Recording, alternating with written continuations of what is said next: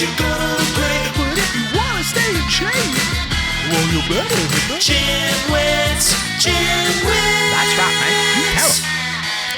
Welcome to the GymWits podcast. I'm Ryan George. I'm Justin Guild, a.k.a. Chef Sonic. And we are the GymWits.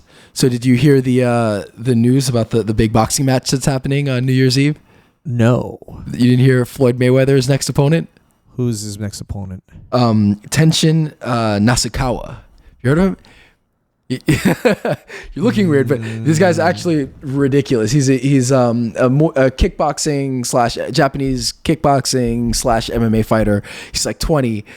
He's insane. He's like really good. Like But he's among not the a best pro in the world. boxer. He's a kickboxer. But he's not a pro boxer, exactly. And so Mayweather signed like he's fighting in Ryzen promotion on New Year's Eve in Japan.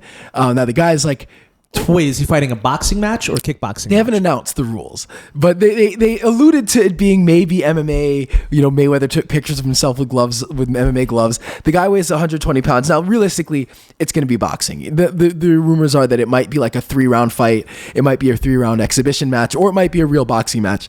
There's I think no chance in hell that it's going to be kickboxing or any kind of combined rules or MMA or anything. You know, obviously Mayweather's great, a great boxer. He's an all-time great. He outweighs the guy by 20 pounds. But if they made it a kickboxing match, he would get destroyed. And so I don't think there's any chance of that happening at all. Unless he's been secretly training like, you know, an animal in Muay Thai and kickboxing for the last 2 years. We just have no idea. And even so, I would not like his chances. Well, look, it sounds to me like it's some sort of exhibition and it's not going to be a crazy thing. Yeah. And just why is he doing it though? Maybe he needs money. I mean, you think somebody Really? that's made like $1 billion? I don't know how. I mean, who knows? He's probably made at least somewhere between $500 million and $1 billion in his career. So why would he need to take this fight? But I mean, I think from what I understand, he's getting paid a ton of money. Who knows? It's Japan. That wouldn't put anything past, you know, those promoters to like, whether it's fixing or crazy weird matchups or whatever it is. Like, you just never know when it comes to like stuff that goes on in the fight world in Japan. So who knows? But yes, it was announced. He went out there. He did some promo stuff. Like, he's supposed to be fighting in Japan. But very like weird. It would be amazing if he actually did sign on for like a kickboxing match, but I think it'll never happen. I don't know if he would do like a full-on Muay Thai kickboxing. No, you can do kickboxing without clinch. Kickboxing, no maybe clinch, low kicks. no Who knows? knees. Whatever it is, if he's allowed to kick, he's going to destroy him. I mean, there's just no ifs, ands, or buts. Like, it just, you know, unless it's boxing, and then the guy's good. He's got good hands, but he's not a boxer. He's never fought a pro boxing match. So, you know. But hey, they're both going to make a ton of money, and that's good for them. Yeah. So I guess a couple weeks ago we talked about Halloween, and we didn't record last week to discuss. But it was an interesting Halloween. I don't know if anyone who follows us on Instagram, check out the Instagram. I mentioned that we were doing the Halloween parade with the dogs, and it's frustrating. We came in second. We came in second place, but then there was best in show, and we didn't place in that. So I don't know exactly how that works. But basically, I feel like we were robbed again, because like I think I told you in the past, like I feel like I've had the best costume, but like the biggest sets win. So this time I did like the best set, and I still somehow came in second. You can see it was a crazy speakeasy. It was really cool looking. My dogs looked amazing, but we came in second again. So not again. We came in second. Something. What? Your idea for next year? No, you can't mention it. My wife said don't mention it. I don't like the idea. I don't think it's very strong. I think you would need more dogs to pull it off. I and know what you're why. talking about. But look, we have 3 humans and 2 dogs. And now here's why it'll work. I never said it won't work. Right. It'll work. I don't love it. Here's why it'll work. I don't love it. Okay, I'm gonna explain why though. So here's my new theory. So obviously there could Ryan, why don't you at least give them a clue as to what we were talking about? No, nothing. So anyway, here's the thing.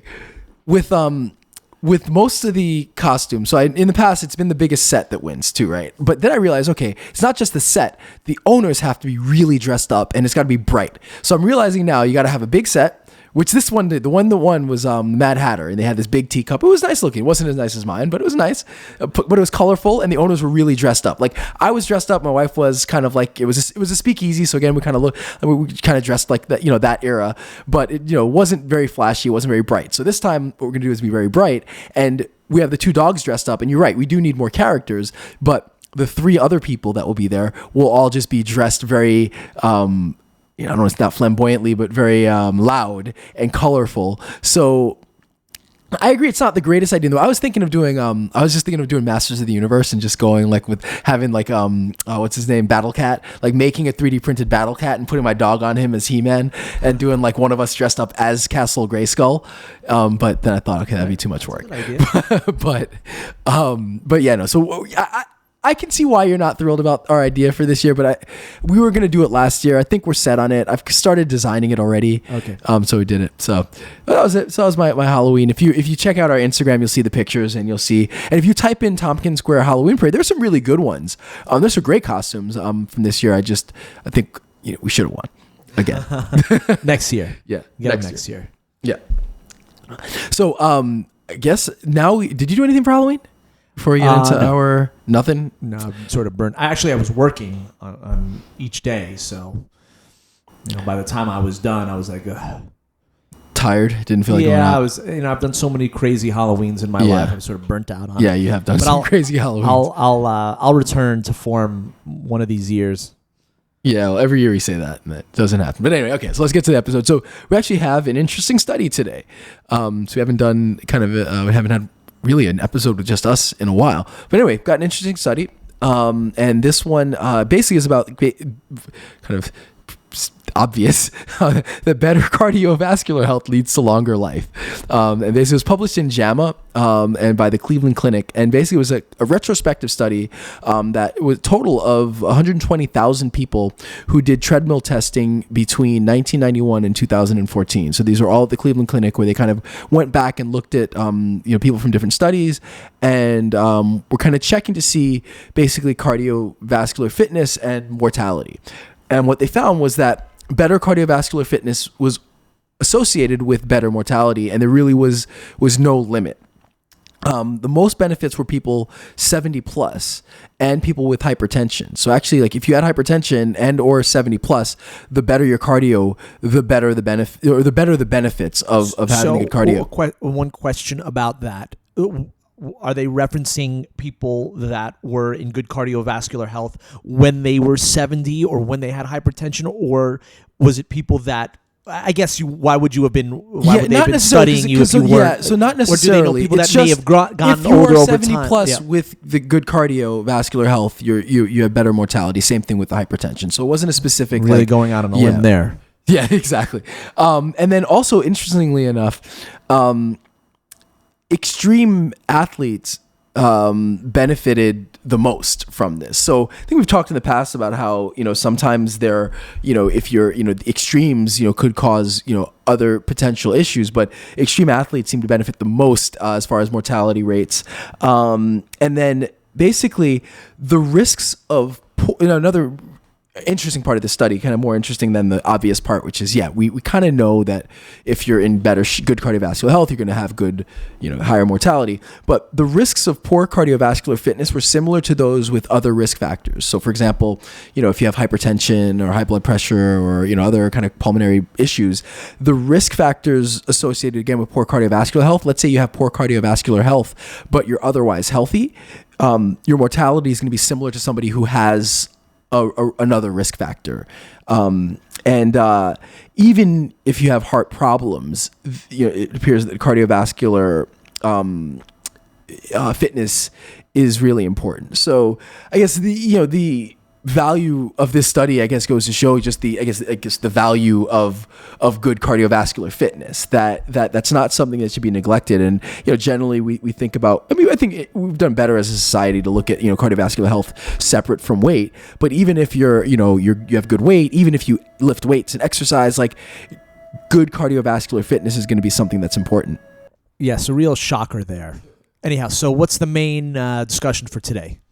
Main discussion for today, we're going to talk about body fat. So it's an issue. It's come up plenty of times over the how many years have we been doing this? 4 years or 3.5 years, something like that, however long we've been doing it.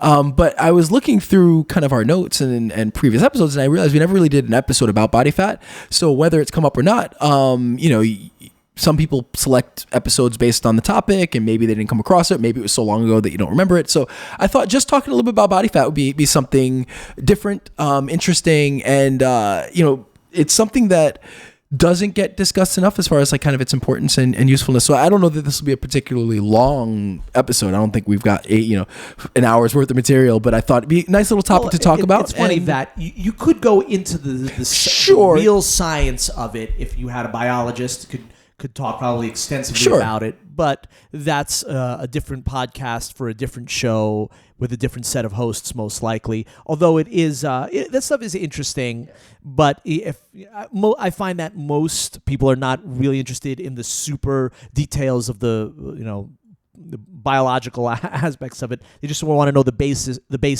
and just sort of how it applies to daily life. So when we say body fat, what are we referring to? So basically, we think what our body's comprised of. The main kind of things that we're talking about, especially when it comes to kind of health and fitness and exercise, we're thinking about fat, bone, water, muscle tissue, and minerals. Now, obviously, there's a lot, other stuff going on, but that's kind of the main thing we're looking at. So when we're talking about body fat, we're really looking at fat as a percentage within all of that. So, what percentage of your body weight or your body's mass is fat? And, just briefly, like you have kind of we kind of think of fat, there are two kinds basically. There's kind of your subcutaneous fat, which would be kind of the stuff that you can pinch, like right underneath your belly, your arms, whatever. And then you have visceral fat, which kind of covers and in many ways protects the organs. So when we get a little bit into the measurements, you can see how kind of there are ways to measure subcutaneous where you can't measure visceral, and then then there are more kind of advanced ways to measure. But basically, that's kind of what we're talking about when we're dealing with like body fat.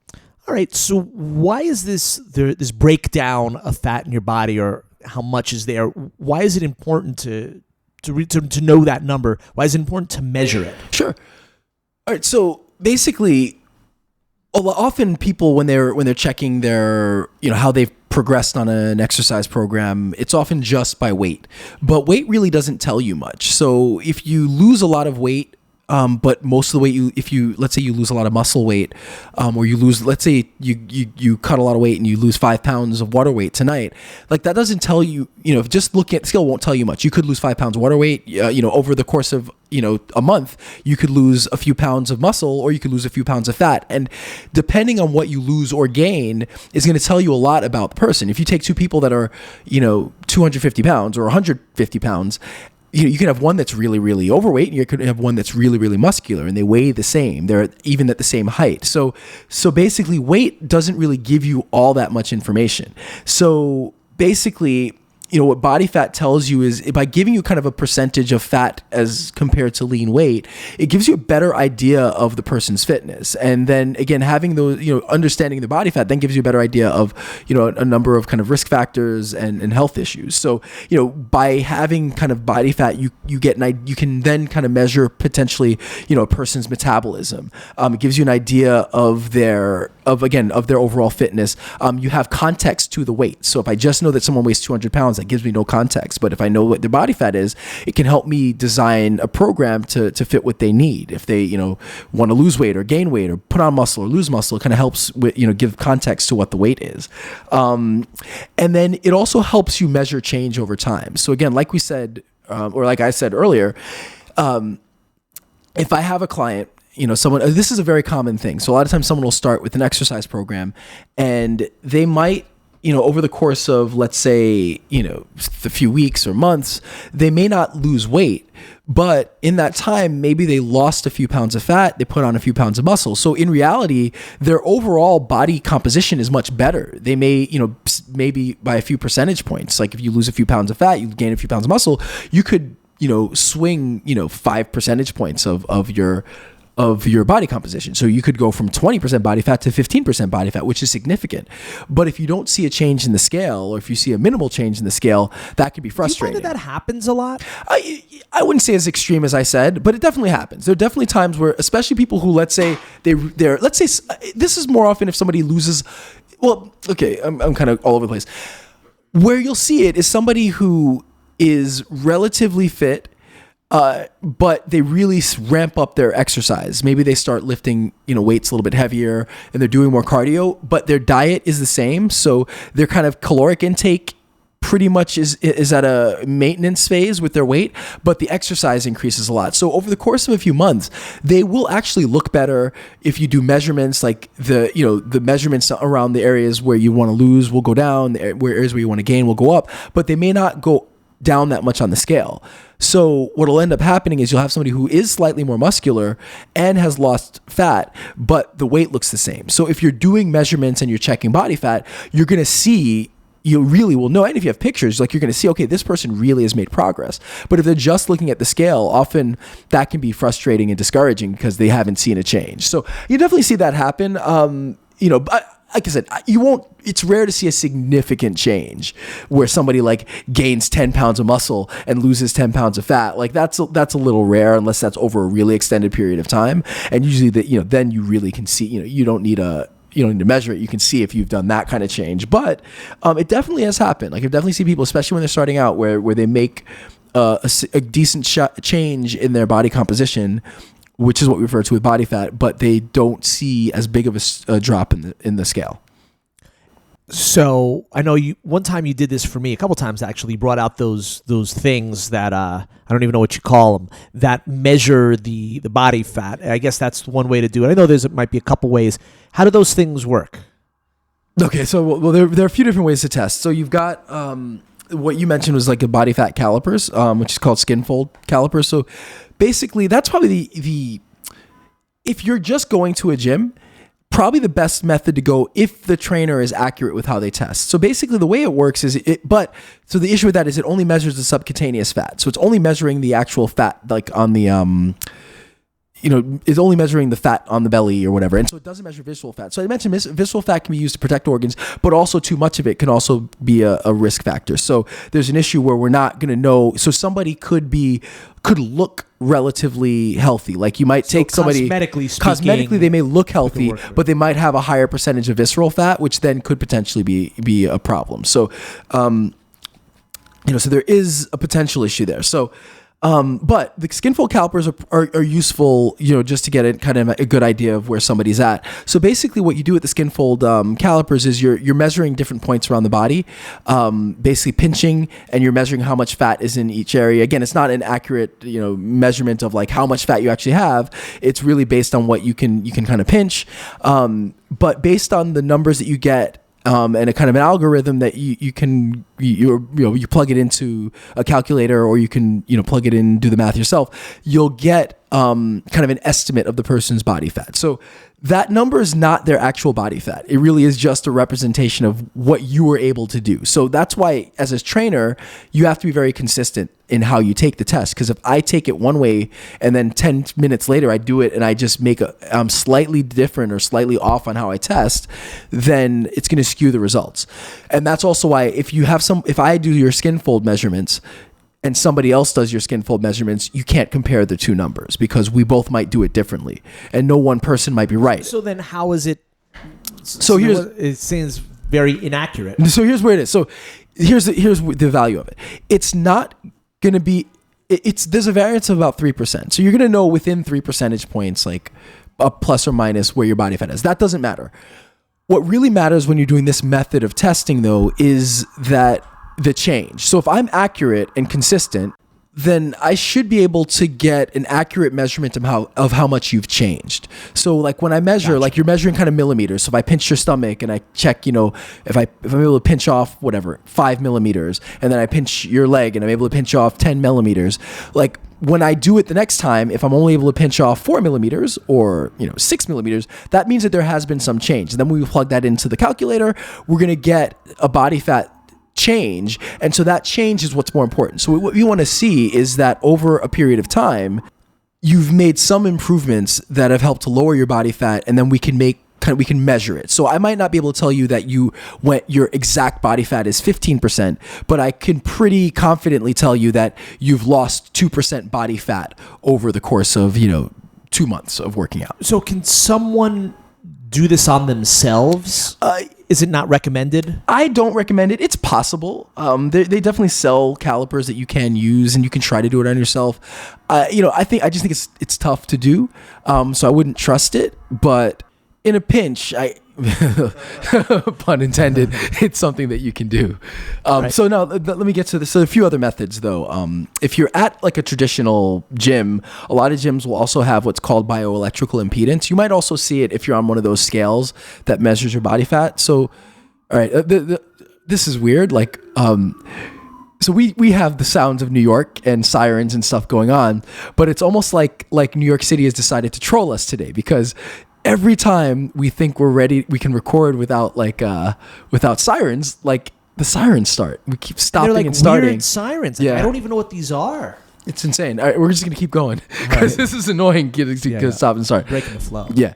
All right. So as I was saying, there's bioelectrical impedance. So a lot of times you see it. It's like a handheld device. You punch in like your weight, your height, and it'll give you punches out a number. So how does it do that? Well, what it does is muscle retains more water than fat, so it has high conductivity.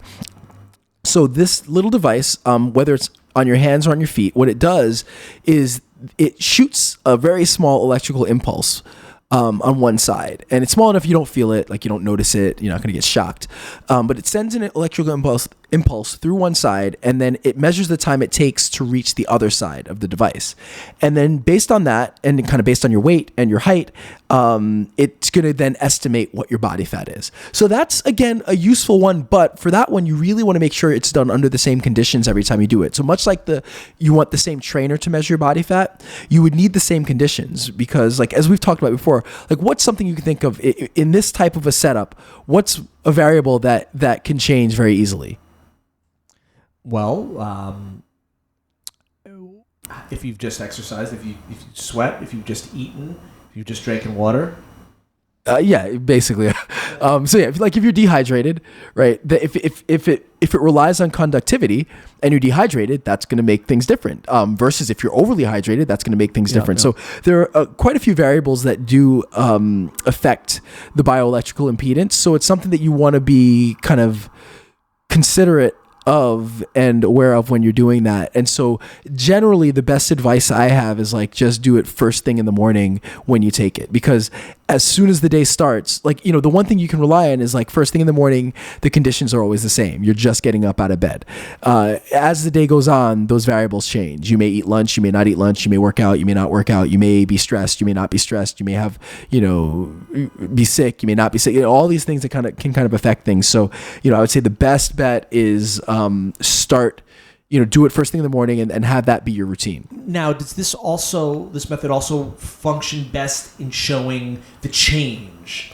Right? Yes. Okay. Yeah. It works well. So again, it's not going to give you your exact body fat, but it'll help measure the change. So then you have some more accurate ones, but these all kind of require you to be they require much more comprehensive setup. So there's hydrostatic weighing, which is basically an underwater test. So, long story short, you sit underwater and you breathe into a tube, and it calculates your body's density, right, based on your weight in the water versus your weight on land. So obviously your weight in water is going to be different from the weight in land. We talked about, muscle having more fat than water. And so once by breathing into it for a bit, it's able to kind of, so basically your weight, is going to be everything you have, including the area that you have inside of you. So it kind of is able to measure out the weight of the air that you have, and then using kind of your buoyancy in the water, it then gives you a measurement of the body fat, which is going to be the far more accurate, and it kind of used to be the gold standard in body composition. But then there are a few other methods that are pretty cool, like some way that you can have a scan of your body, and they have like some like infrared light that like could show where your fat is. Oh yeah, different types of fat. And so that's probably that's probably the most accurate. That was actually the next one, the DEXA, which uses X-rays at different kind of energy levels, and basically using the different energy levels, it can scan not only for body fat, but it could scan for muscle mass, it could scan for bone density, and as you just mentioned, it can target body parts. So it's actually considered one of the kind of gold standards. There's another method. Sounds like it would cost a lot of gold in order to have that test. Yeah. So there's another one called plethysmography. I think that's how you pronounce it. I could be wrong. It's similar to the hydrostatic weighing, except that it basically you get put into a pressure chamber, and it kind of, based on the pressure and the difference in the breath, it then and the changes in through the changes in air pressure, it's able to again give you an estimate of your density. We've given people enough ways. I'm going to give you one more. One more is MRI. All right. So MRI, which just gives you slices of the band. So it's really good for giving you an idea of the skeletal muscle and the fat tissue. But obviously all of these are very comprehensive. I think the hydrostatic weighing is probably the easiest, and the DEXA scans I think I've read or heard about being more kind of common. But look, for the average person, if your next question, which it's not, so I'll ask for you, is which is the best for me? Honestly, like body fat's not going to tell you all that. Like, you don't need the super accurate test or scan unless there's some medical or athletic reason for it. So as long as you have a trainer that's accurate, or again, if you do the bioelectrical impedance, those generally work perfectly fine, because look, the difference between a couple 0.2% is not that big. I want to see like a 1 or 2% difference over time. So, as long as you have an accurate trainer or an accurate device, like, that'll be enough to tell you how you're changing over time. So I would say, you don't need to go, don't go find your nearest DEXA scan, or don't ask your doctor, if you have an MRI scheduled for your shoulder, don't say, hey, can you test my body fat? Like, doesn't really make much of a difference as long as you just have an accurate trainer. What if someone wants to have a really accurate read of their body fat? Then fine, then go ahead and do it. Right. Not stopping you. I'm just saying, if you like, so look, if you got a trainer, if you got a good trainer at your gym, if you get your body fat done by them, and then you have them measure, like do your waist, your hips, your chest, your arms, your legs, your calves, that'll give you far more information than you'll ever need for measurements. Again, unless you have like some specific need, for it. Wouldn't you want someone who sort of tests and that gives you a lower body fat percentage with the testing, so that means you have less body fat? Yes, sure. Or you might get somebody that fudges the numbers. Like I knew a trainer that would do that. Like when he wanted his clients to, like, it's so unethical. Like he'd want his clients to renew, so like he would always like show.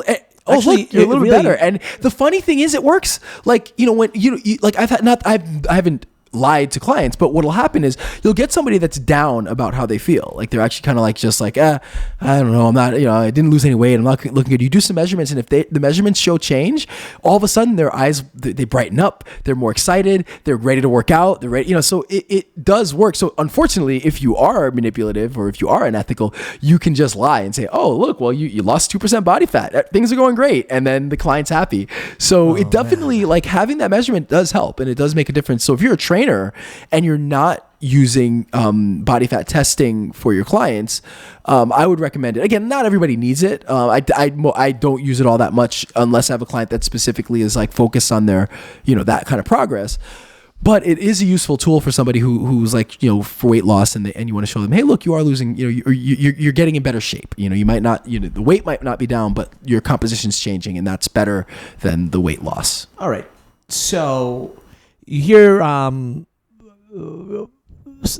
the term BMI used a lot more now, and sort of weight is thrown around. You still hear people say your weight, right? But now we know that there's a little more that goes into it. So sort of explain the difference between your BMI and your weight. And why is it sort of important to know the difference? I mean, so BMI is kind of antiquated at this point. It's really not useful except to tell you that you're severely underweight or you're severely overweight. But you're going to know that. Like, you're going to know if you're obese. You're going to know if you're bordering or morbidly obese. Like, you're going to know if you're really, really underweight. And so unfortunately, there's this middle ground of like where most people, fit, where BMI is not really telling you much. So, the problem with BMI is that there's no context to it. So I'm sorry, I keep saying BMI. So BMI is basically a measure of your height versus your weight. The problem is, like, we could go down the street, we can find 20 people who are 5'10" and 180 pounds, and every one of them is going to have a different body. And so the problem is, again, there's no context. If you're 5'10", 180 pounds and you're 15% body fat, that's going to look completely different from someone that's 5'10", 180 pounds and 25% body fat or 10% body fat. So BMI is just telling you how your weight versus your height. That doesn't give me any information. And again, like from a clinical perspective, doctors that, will use BMI effectively, again, it's to tell somebody, hey, you're obese. You fall in the line of obesity. But not to be rude about it or a dick about it, but like if you're obese, you kind of know you're obese. I mean, granted, maybe there's some people who are kind of on the border and maybe they're in denial. And so having that hard number is going to, maybe get them, because there are situations. I have worked with people who are definitely on the borderline, and it's not until a doctor tells them you're obese, you fit that criteria that it actually triggers something for them to change. So you don't want to be too kind of flippant about it, but like it doesn't. Again, there's no context. It doesn't give you much information. And again, if you're in the middle ground, if you're a little overweight, if you're a little underweight, it doesn't tell you anything. For me, I'm muscular, so if you look at my BMI, I'm actually going to be borderline obese. Especially when I was a weightlifter. I'm 5'10". I'm almost 200 pounds. Like that's probably doesn't look, but I'm. So I mean that's the thing is, again, there's no context. So unless so it's kind of like like BMI kind of like to me it's like Captain Obvious when it's effective. So. That's why body fat is more effective. And that's where I think, doctors should use that more often, is because body fat will give you real context. It tells you like where, your body composition, how much fat do you have? Do you need to lose fat? Do you not need to lose fat? Does that in a way that really BMI can't do and doesn't do. And, so that's why I find that body fat should be utilized and is more effective of a tool than just checking your BMI. Well, some of the answers to this next question might also fall under the Captain Obvious category, but what are the variables that affect your body fat? Oh, sure. So, the major variables, I would say age is one. So, especially once you get to around where we are, late 30s, early 40s, your body fat naturally starts to increase. So I'd say age is one variable. Sex is another. So women tend to have more body fat than men. Genetic, there's a major genetic component. So again, some people are just genetically predisposed to having a higher body composition than others. Hormones impact it. So again, that's why when women, especially when they just in general have higher body fat, and also like when they go through menopause, they go through puberty, there's going to be there can be significant changes in body composition and in body fat. So I'd say those are the major kind of variables that affect it. Obviously, you have things like diet and exercise. So I guess to say like if you're trying to change your body composition, it's a pretty simple thing that we talk about all the time. One is your diet. So if you're at a caloric deficit, you're going to lose weight. Unless it's a crash diet, you're going to generally lose more fat. Eating a healthy, balanced diet. And again, we can talk more with Tony about like, what nutrition components are involved. But when it comes to your body fat, obviously nutrition is one part. So if you're eating too much and you're eating too much fat, then you're going to have an issue potentially with increasing your body fat. And again, if you're taking in fewer calories than you're expending, you're going to lose body fat. Second part is weightlifting. So and your overall kind of muscle. So the more muscle you have, obviously, the less percentage of fat you have. So if you don't gain fat and you gain muscle, you're going to lower your body fat naturally just because you put on the muscle. But lower your body fat percentage? Sorry, percentage, yeah. So, but actually lower your body fat too. Over time. So basically what happens when you're putting on muscle, so obviously you change the percentage, you change the composition. The other thing that happens is the more muscle you have, the higher your metabolism is. So basically you burn more calories at rest, which means theoretically, like over over time, if your diet were to stay the same, but you put on 10 pounds of muscle, then you're going to be burning more calories day to day naturally, because that your basal metabolic rate, your metabolism at rest should be higher. So just naturally, you should be burning more calories. And then cardio. So, but again, like cardio, you can only do so much cardio. So when we're talking about weight, even when we talk about weight loss, like, cardio is fine, and you're going to burn. It'll help out with maybe the caloric deficit day to day, but it's not the most efficient way to lose weight. Like, just don't sit and do cardio. But again, if you do some combination of cardiovascular activity, healthy eating, at a caloric deficit, and or weight training, you're going to change your body composition or your body fat percentage. So I know that you're certainly not an expert in this, but could there be a medical reason why someone might put on fat, or maybe can't lose it? Have you heard of anything? Are there? Did you listen to our podcast? Yes, The I Secret know. Life of Fat. I would reference that. I mean, I think she explained that in a few situations where medically people put on fat far better than I can. So I would say, definitely. Yeah, my advice to you, Justin, would be to listen to that episode of the podcast, and she'll be able to answer that question for you. But yeah, I mean, look, and fat's not a bad thing. I think we've definitely over the years kind of demonized fat, and it's not necessarily bad. And you don't need super low fat diets. It is a necessary part of our diet, and another important thing. Which I guess we'll get to. We're going to talk a little bit about whether or not there's such thing as too low fat, and yes, there is such thing as not having enough body fat. So I think there's a little bit different for men and women, but you have kind of what's essential, what you absolutely need. Well, so I guess while on the topic, what is sort of the average body fat right now for, say, someone living in maybe a Western country, or really any country? Do you know approximately what it was for someone maybe in the United States? That's a good question. I don't know the average. And the average is tricky, because in the United States you have a lot of people that are obese, so it's going to bring the average up. That's not my. I'm sorry, I should have rephrased the question. What is about a healthy? In a very general way, what is sort of healthy body fat for a woman and for a man? All right, so for men, you've got athletes tend to be somewhere like in the 5 to 12% range. That's kind of the athletic level. So again, athletes are training a lot, training often, generally eating really well. So most athletes are going to be in that range. Obviously, certain sports don't require that, but you're going to get athletes in that kind of probably sumo wrestling male athletes doesn't require to have the low body fat percentage. Female athletes tend to be in the 14 to 20%. So you can see like they're almost a 10% difference between men and women. So now just general, like if just healthy fitness for men is going to be about, again, like 15 to 18, that range. For women, it's going to be about 20 to 24, 25, that range for just general, like, if you're in that range, you're healthy and fit. Just average, so just normal. Average is a tough question. I'll say the average person's going to fall around like 18 to 25 for men.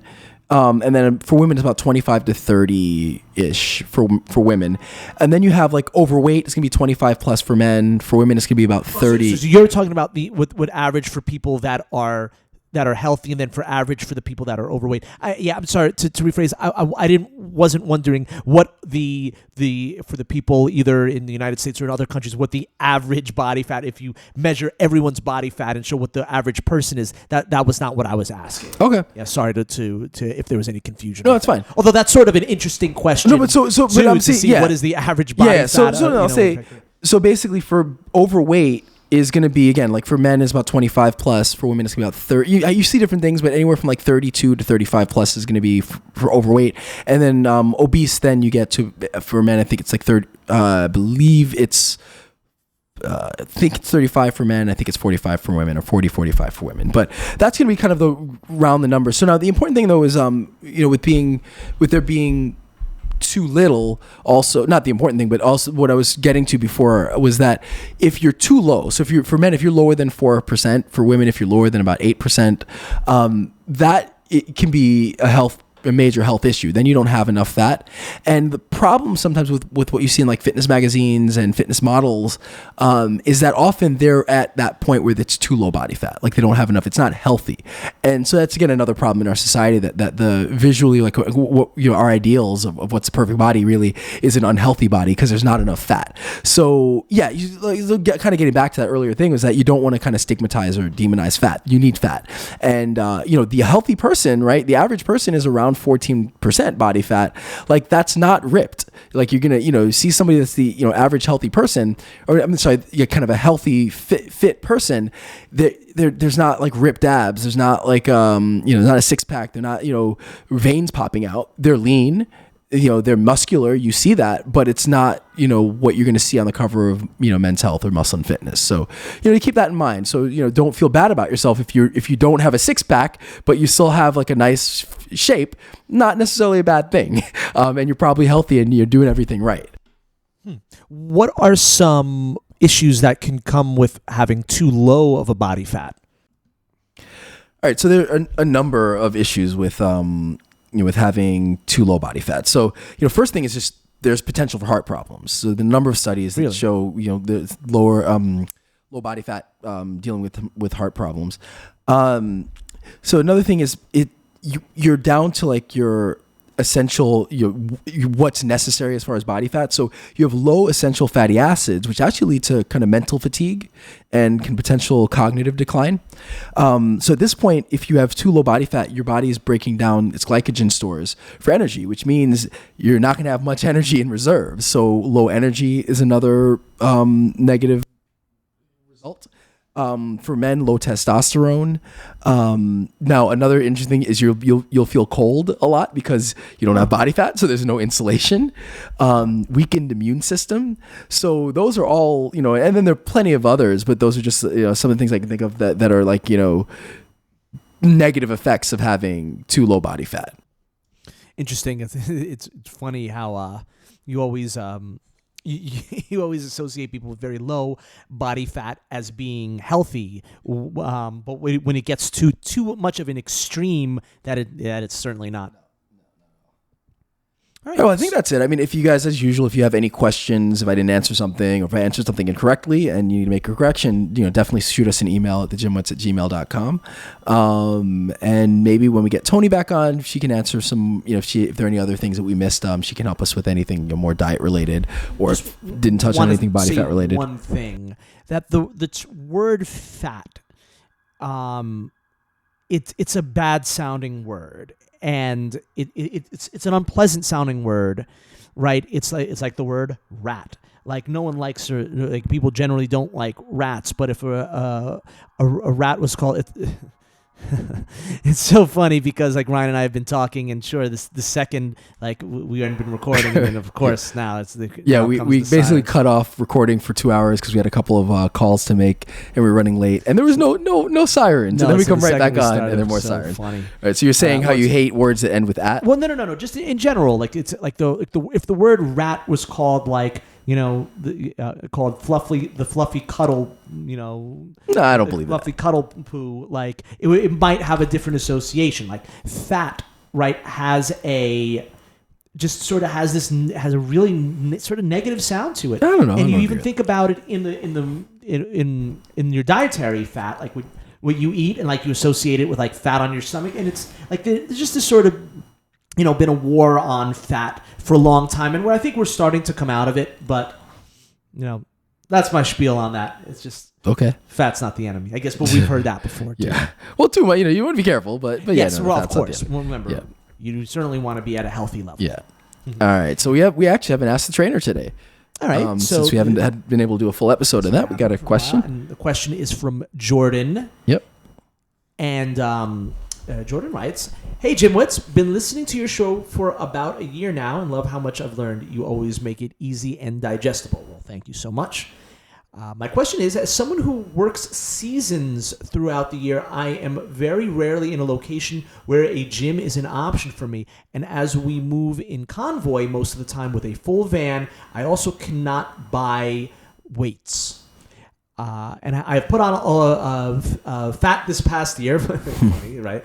My question is, if having muscle lifting weights is the best way to burn fat and keep it off, is this possible to do if I did body weight exercises? And is it viable for me to put on any significant muscle? Thanks for all the information you provide us. Yes. Big fan. Sorry, that was the end part. All right, so it's not ideal. Obviously, not having access to weights if you want to put on muscle is a bit of a challenge, but it's not impossible to put on muscle doing body weight exercises. It's just going to be tough. I think if you're traveling and you don't have access to a gym, and I would say one thing to try to do is maybe get a pair of exercise bands and like a TRX or like some kind of a suspension trainer. With the bands and the suspension trainer, you should be able to get a good deal of resistance training. And at a minimum, you can maintain and you can probably put on some muscle. Like, look, you're not going to become a bodybuilder with body weight, TRX, and resistance bands, but you can do a lot. And especially if you feel like you've put on some fat and you want to just get yourself back into shape, you can do a whole lot of stuff with doing some, again, push-ups and dips and, triceps push-ups and if you can get a pull-up bar, do some pull-ups. And with the TRX stuff, you can do tons of TRX stuff.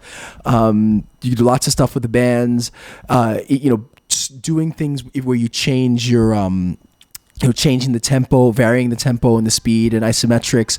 There's lots and lots of different types of exercises and things you can do. So I would definitely recommend getting like I said, get a suspension trainer like a Jungle Gym or a TRX, or a Mobi or Modi, I think is the other one. Get some exercise bands and do some bodyweight stuff, and you should be able to get a lot done just with that.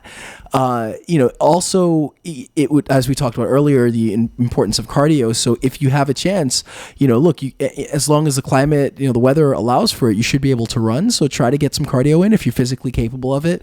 Do a mile, do 2 miles. So, between, kind of the, there's a lot of great circuits you could do as well. Sure. Sort of interval type training. Yeah. So, there are lots of options. You can do, Tabata style stuff, which is great for keeping yourself in shape.